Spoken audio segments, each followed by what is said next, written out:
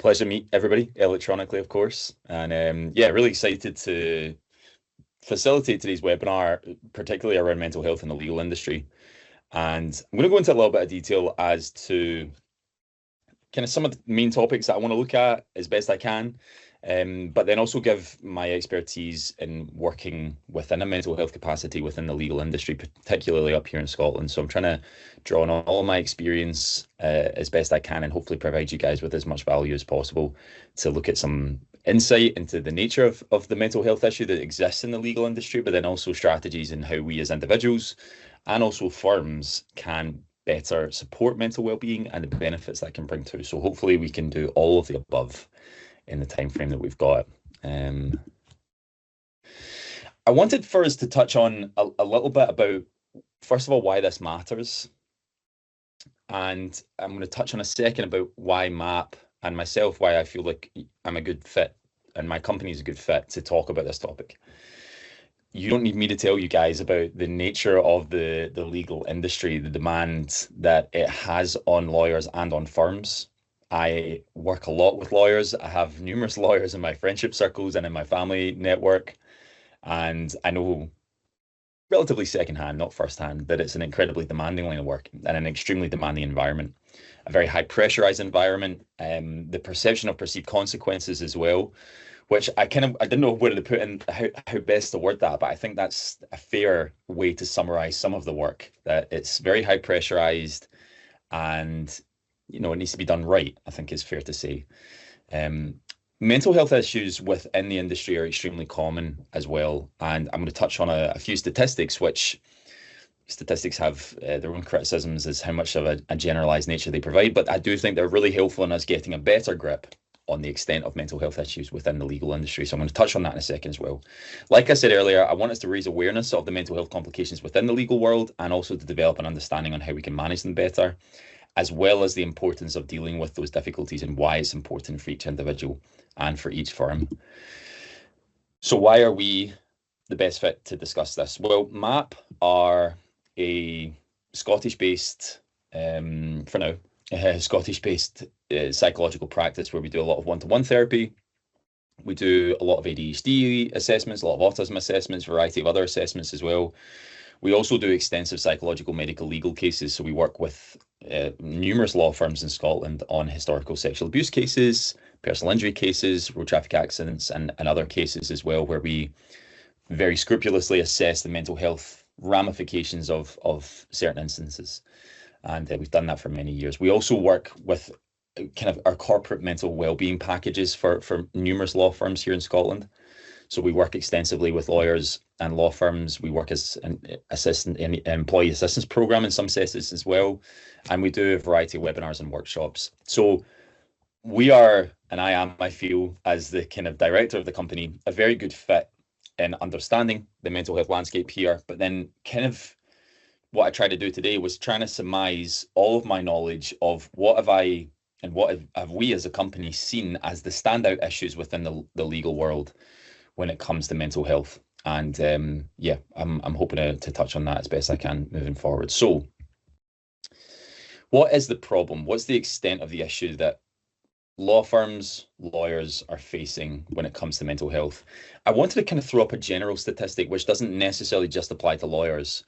On average in the UK, employees spend 1,895 hours a year in some work capacity, which over the course of a lifespan is 9.5 years. Now, that itself is a striking statistic, but it's also the very basic average across numerous industries and numerous employees. I feel very confident in saying that I would imagine that these numbers would be even higher on average for lawyers.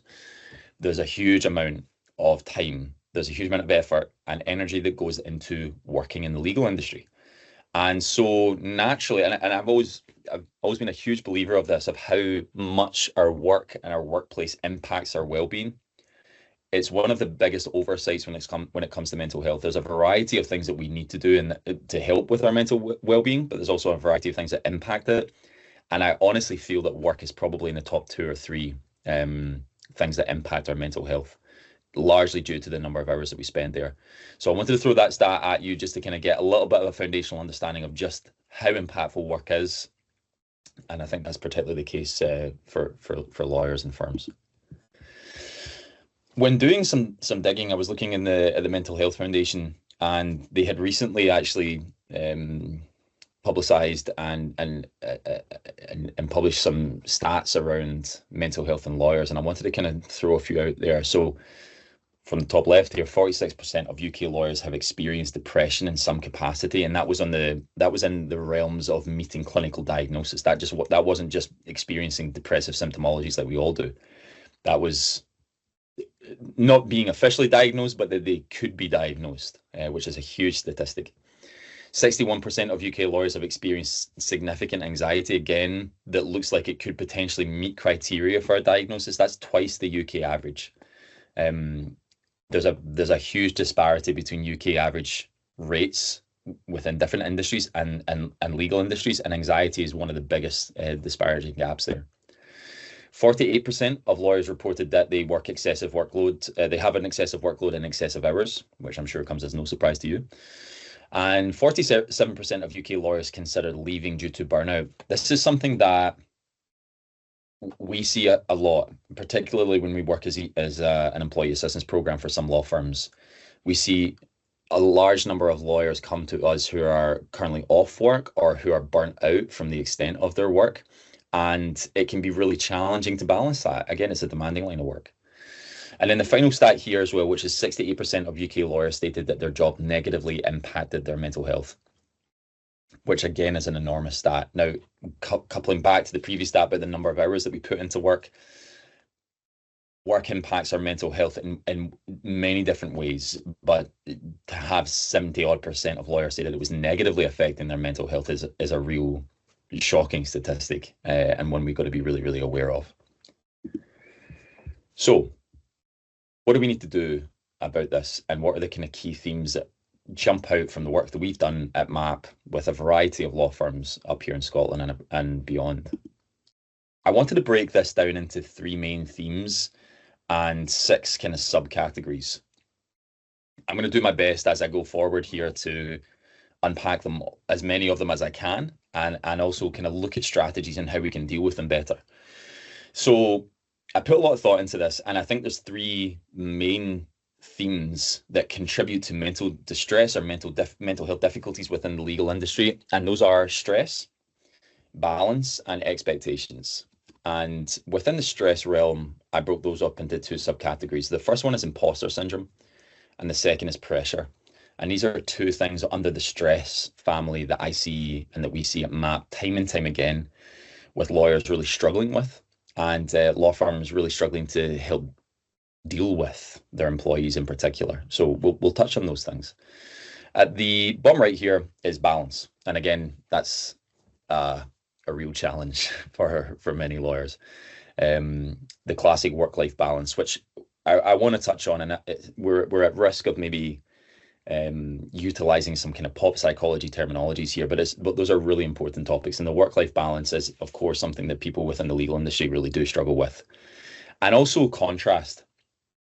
My father-in-law was a lawyer, and often make jokes that when he's in a speaking casually or just kind of in general conversation, he sounds like a lawyer, which probably comes as no surprise to him and to others in the industry. But what I've come to see is that there's a difficulty with many lawyers to kind of create a separation from their personal life or their life out with work and with their work. And that contrast is something that I've seen time and time again become a real difficulty.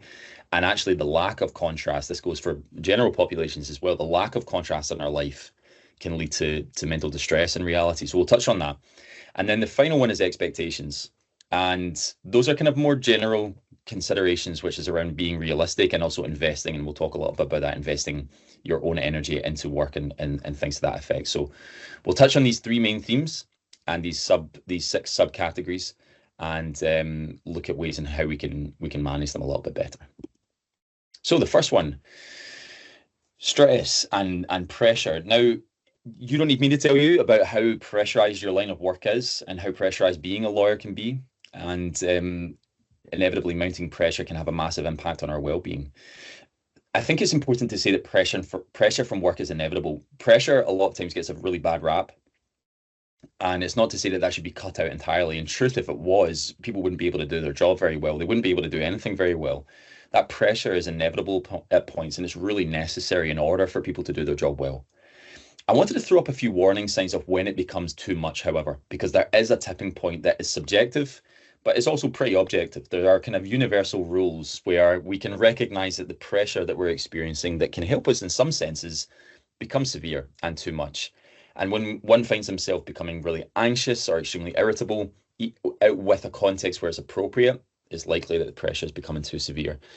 A loss of interest in work is another example of that. And also when that pressure bleeds into other areas of your life. And, when I'm working with any client in therapy, and our psychologists at MAPP work with a variety of clients, we often address this. It's like, okay, you're experiencing this high level of pressure in this area of your life, or a high level of stress in this area of your life.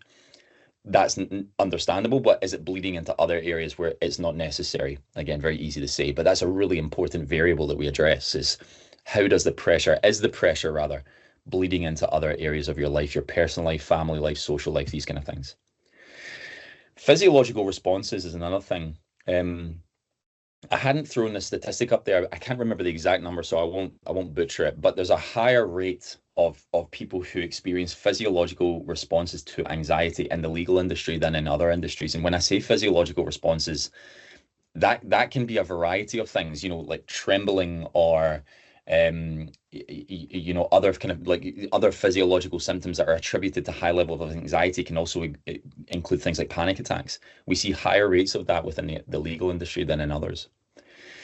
We also see overuse of external coping mechanisms, and that can be the utilization of alcohol. There can be a variety of other external coping strategies, and that's another marker of when that pressure becomes too much, as well as sleep issues. Now, sleep is arguably one of the biggest identifying features of high stress and excessive pressure.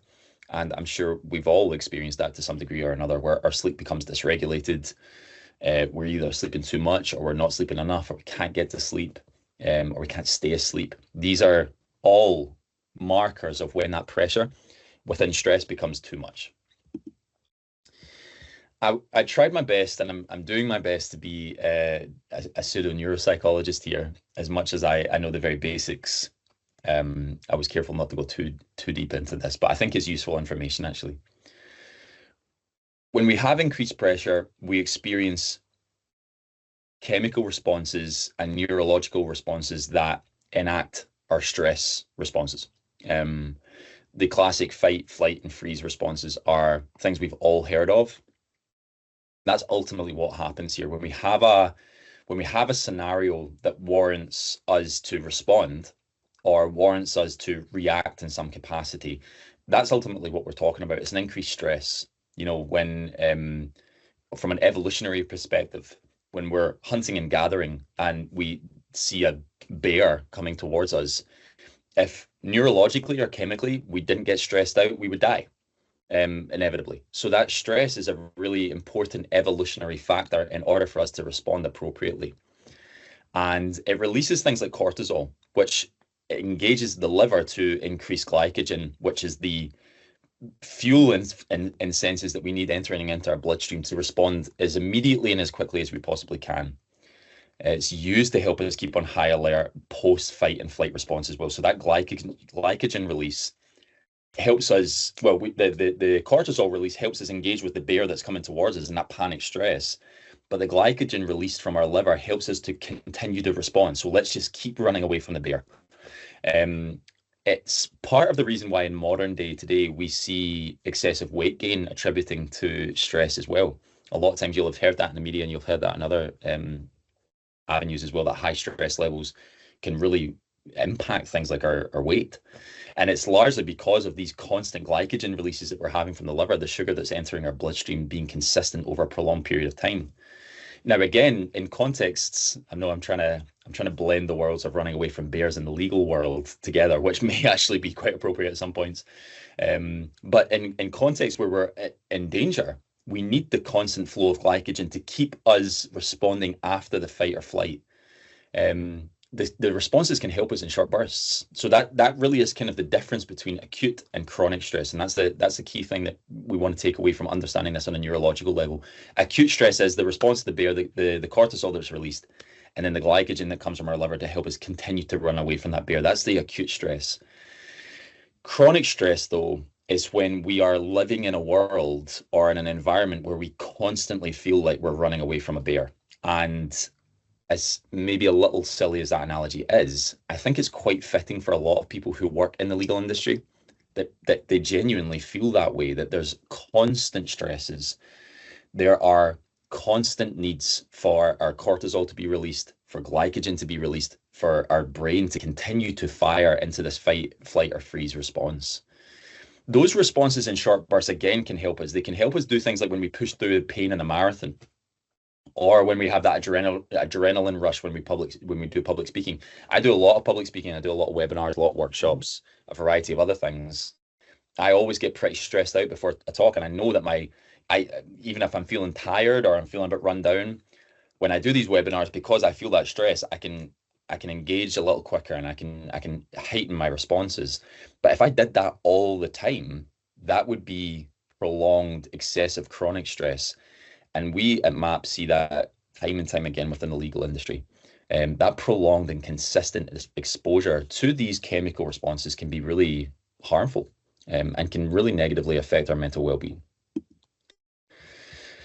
So how do we learn to manage this a little bit? Now, as best I can, I want to, and I'm sure this will happen, but I really hope that you guys really do engage with these interventions, because some of them can sound a little pop psychology-esque, and I'll be open to that, but they can be extremely transformative.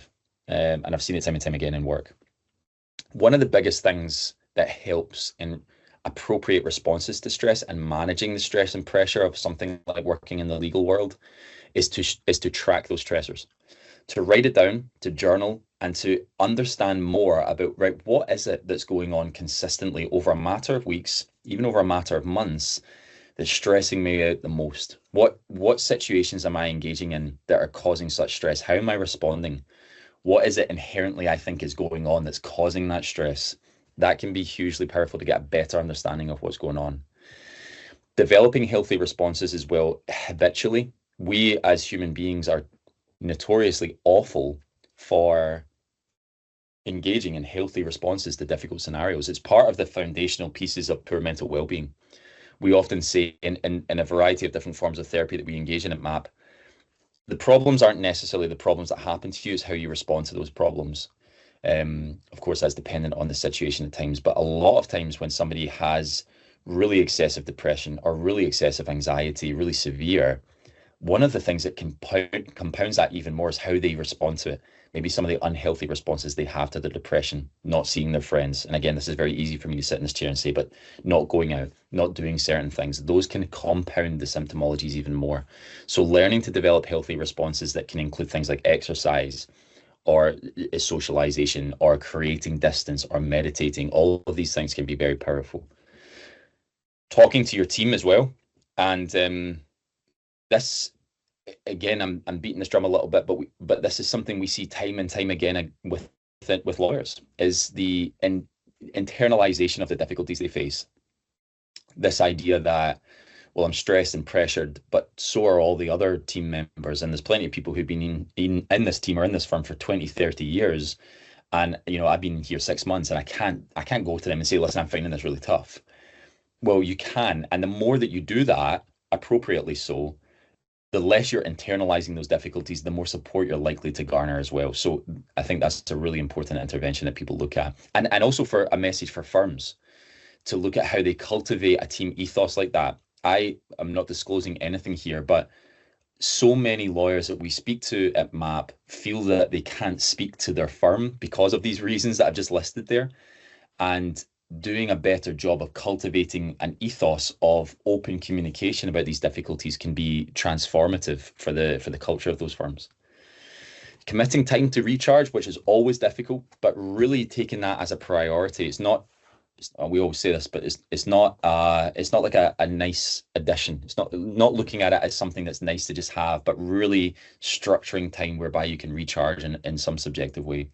And setting boundaries early, I think, is a really powerful thing. You know, being really mindful of certain times that you check your emails and certain times you don't, and setting those boundaries as early as possible can really help manage things like the pressure that comes from stress.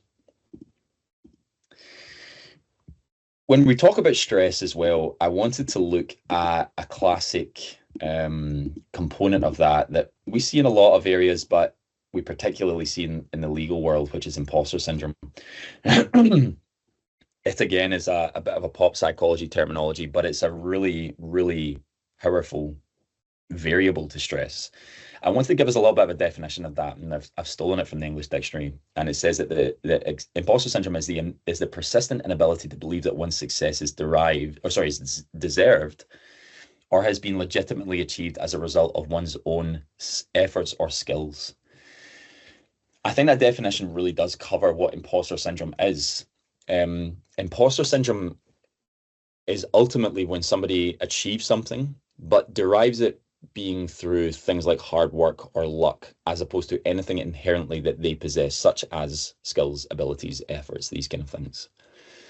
It is comprised of our self-doubt in our abilities to, accomplish things, to achieve things, and a belief that we don't deserve that success. And it gets worse the more stressed out we are in a lot of capacities. Things like feeling, I'm sure we've all felt this to one capacity or another, but feeling like we're going to be exposed as a fraud, or that we're going to be found out. It was first documented in the 70s when successful women were feared that they had fooled everybody. This was something that it was first coined when women were really entering, or more so, entering into the workforce in higher managerial positions, very slowly, of course, and even now still the case. But that was when this term was coined, because they were entering into a bit of a patriarchal society where everybody that they worked with were men in these kind of higher managerial capacities, and they were feeling more out of place. And that sense of feeling like an imposter, that's when that terminology was first coined.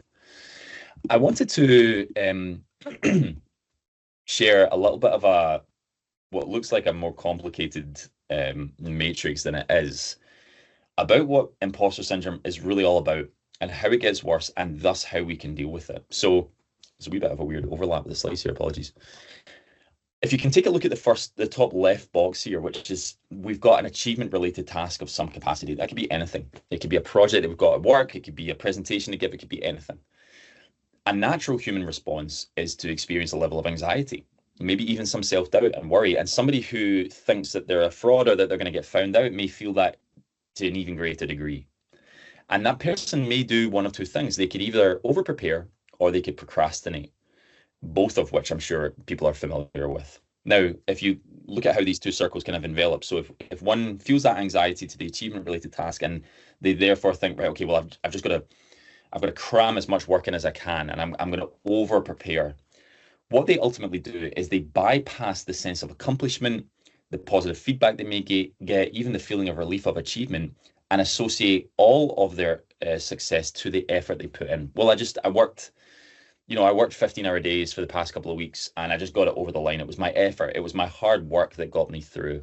And they ultimately discount any sense of positive feedback that comes from their accomplishment.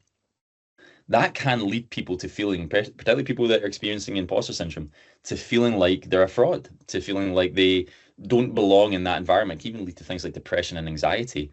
And as you see the cycle continue, that then carries forward into the next achievement-related task. The other thing that somebody can do who experiences imposter syndrome is that they procrastinate. And again, they do the same thing. They bypass the sense of accomplishment, the feeling of relief, any positive feedback, and they associate their success just simply down to luck. Well, I avoided this for weeks, and I did a little bit of work last night, and I managed to get it over the line.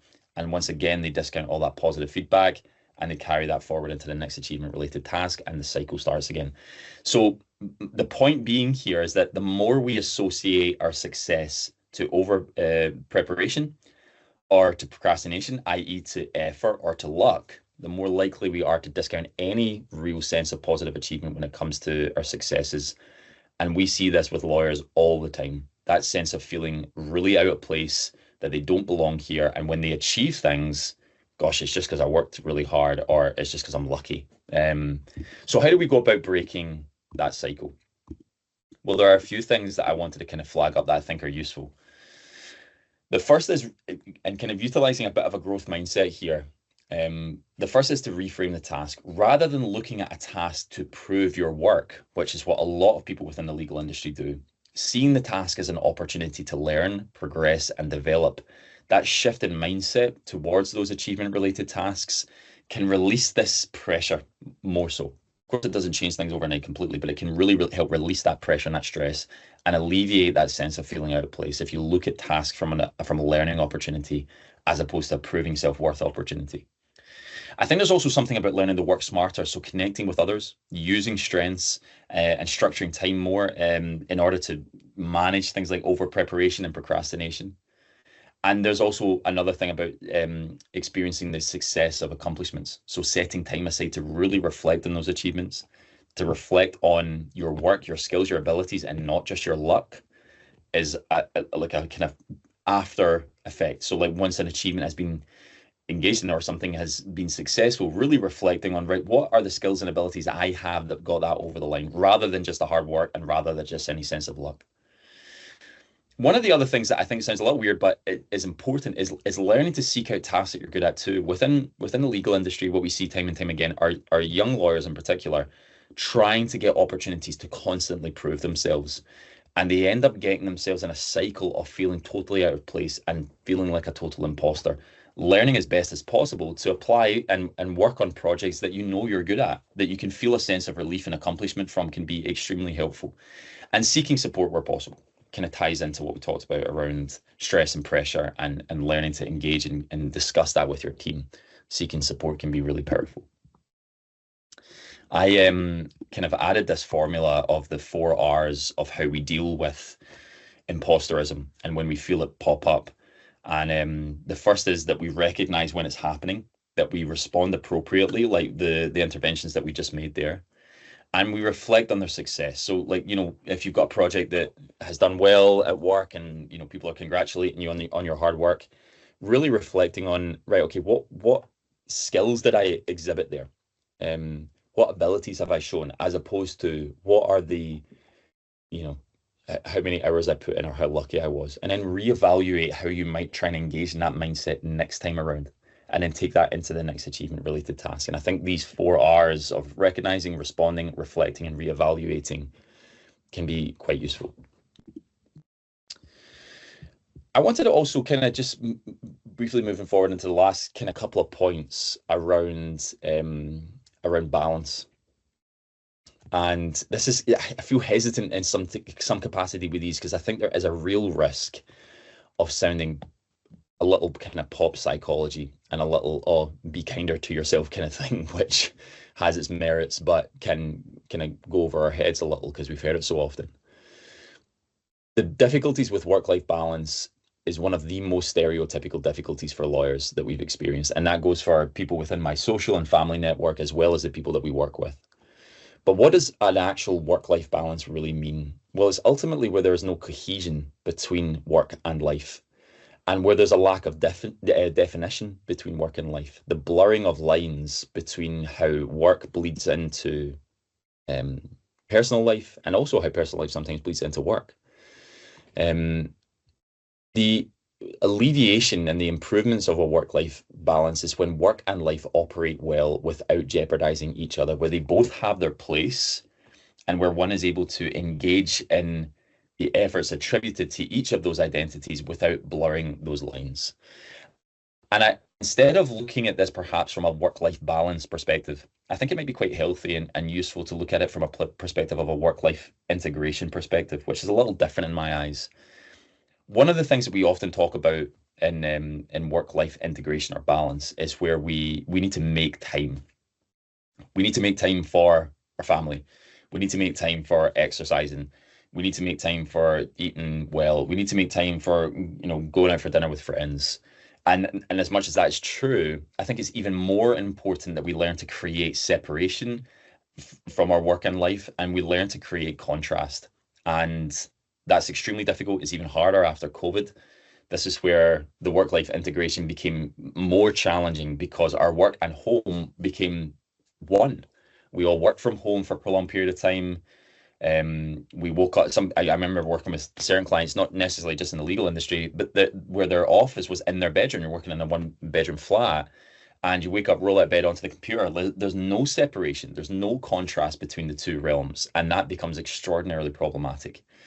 So I want us to think a little bit more from this perspective of how do we create separation and how do we create contrast in our lives in order to develop the work-life integration. This goes for individuals, lawyers, and how you as individuals do this, but also how firms help create and cultivate an ethos of this. And we often help the firms that we work with to really learn to cultivate this more. I want to give us a few examples here.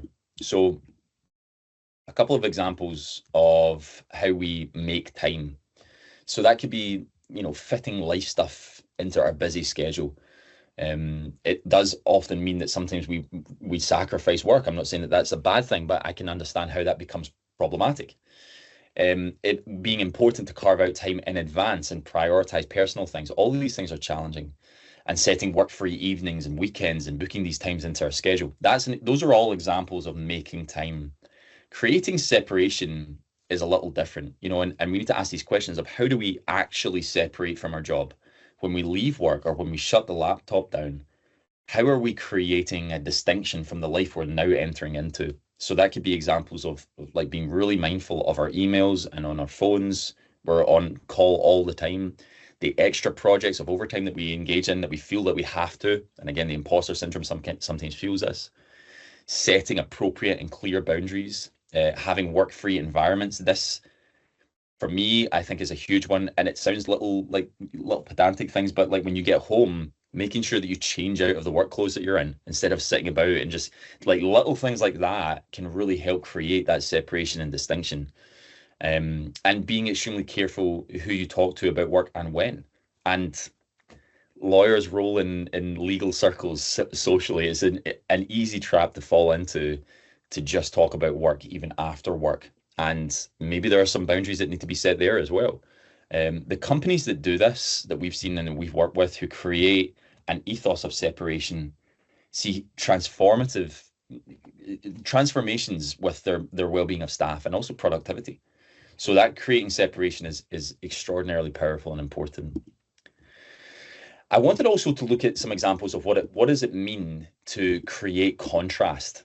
I'm giving myself as an example here. So my job as a therapist, I've broken this down into three categories of what it looks like to create contrast in our life: physically, mentally, and emotionally. Physically, I am sitting in a chair pretty much all day, and a contrast to that is getting up and moving and using my body. And so therefore exercise, which I try and engage in every day, is the biggest contrast that I can experience to the work I do. And it helps not just on a physical level, but also on a mental and emotional level. Mentally, my job is about it sounds a little unempathic or therapeutic, but it is a lot of times about problem solving. And it can be extremely complex, and it can be extremely taxing to be mentally engaged with what a client is saying to me. Working out in the gym is a very straightforward process. It requires very minimal mental engagement. And I can actually really find myself mentally switching off when I work out. I find that incredibly powerful and helpful because it's so contrasted to the work I do. And emotionally, my job is taxing. It's always about other people as well, which is right. And I love it for that reason in so many regards. But emotionally, it's not about me. It's not about the stuff that I'm going through in that day. It's about what my client is going through. However, working out in the gym is a selfish, almost egotistical, narcissistic thing, which I'm being careful not to draw parallels to myself on, but it's about thinking about myself. And emotionally, that's another like polar opposite contrast of what my work is like. This may apply to you, it may not, but there will be physical and mental and emotional elements in your line of work that can be contrasted with something else. And I would really invite you guys to think of this physically, mentally, and emotionally. How am I creating experiences of contrast in my life that are different from work, helping create that separation, getting a better work-life integration? The last thing on this, which I do think is important to mention, is work being incredibly important for the establishment of that balance and integration as well. And studies have shown time and time again that when people set clear goals for work, they're far better at establishing work-life integration. This is not a case of, right, shutting your laptop down and never thinking about work again. This is about learning to apply yourself. I'm not saying people don't, of course, but learning to apply yourself in your work context to make that contrast even easier. So it's important not to forget the role of work in your work-life balance. Setting goals and being mindful of things like procrastination, and even using productivity tools that I do time and time again, like Trello, and finding that extremely useful, and using techniques like the Pomodoro techniques, where you work for 25 minutes, you take a 5-minute break, and you do that repeatedly. Those are incredibly powerful techniques to help with productivity and to help establish a greater work-life integration. So I just wanted to kind of shine a wee bit of attention on that as well. And then lastly, I wanted to take a wee look at expectations and how we invest in ourselves for those expectations to help manage our mental well-being and work. I've said it here, but part of managing work integration and worry is about investing in work. And we shouldn't overlook the role of work in regards to our mental health.